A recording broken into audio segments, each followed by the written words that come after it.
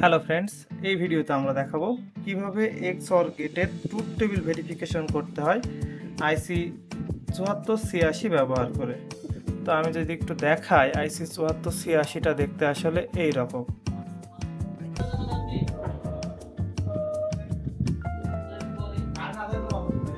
এছাড়াও আরও যে কম্পোনেন্টগুলো লাগবে সেটা হচ্ছে পাওয়ার সাপ্লাই, এলইডিস, দুইটা রেজিস্টার আর একটা ব্রেড। তাহলে এখন যদি আমরা হচ্ছে আইসি XOR গেটে যদি ট্রুথ টেবিলটা দেখি, তাহলে যদি দুইটা ইনপুট 0 হয় তাহলে আউটপুট 0, আর দুইটা ইনপুট 1 হইলেও আউটপুট 0। তাছাড়া একটা ইনপুট 1 হইলে আউটপুট 1, যে কোনো একটা A1 হইলেও আউটপুট 1, B1 হইলেও আউটপুট 1। তাহলে এখন আমরা দেখি কিভাবে হচ্ছে এটা করতে হয়। তো প্রথমে আমরা হচ্ছে ব্রেডবোর্ডটা আইসিটা প্লেস করি।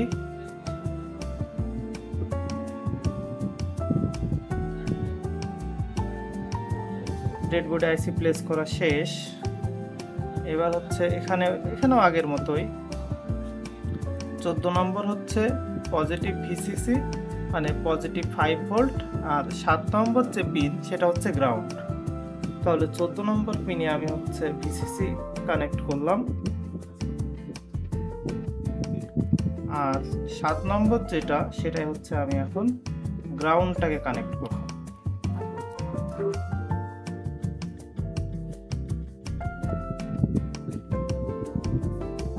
তাহলে এখন আমরা গ্রাউন্ডটাকে 7 নম্বরে কানেক্ট করলাম। আরেকটা গ্রাউন্ড এই পাশে নিয়ে এসে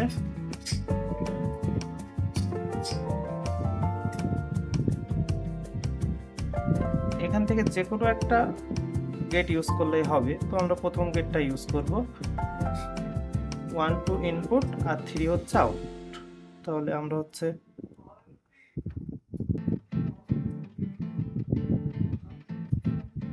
1টা ইনপুট,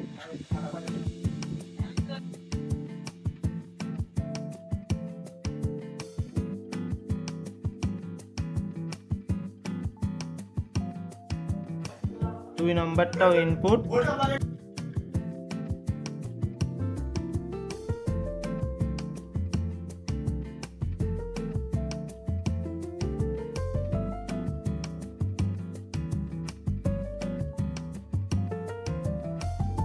তিন নম্বরটা আউট।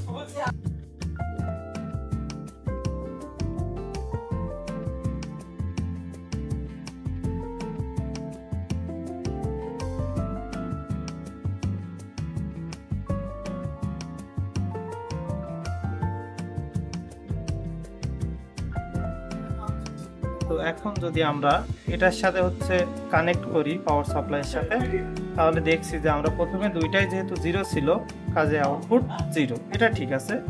এখন দেখি আমরা যে কোনো একটা ইনপুট 1 হইলে আউটপুট 1 হয় কি না।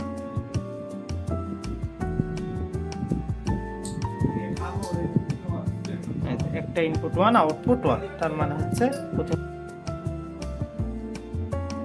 প্রথমটা ভেরিফাইড।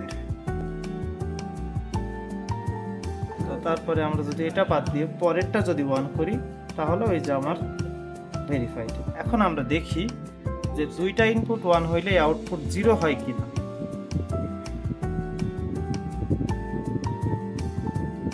দুইটা ইনপুটই 1, আউটপুট 0। তাহলে ট্রুথ টেবিলটা ভেরিফাইড।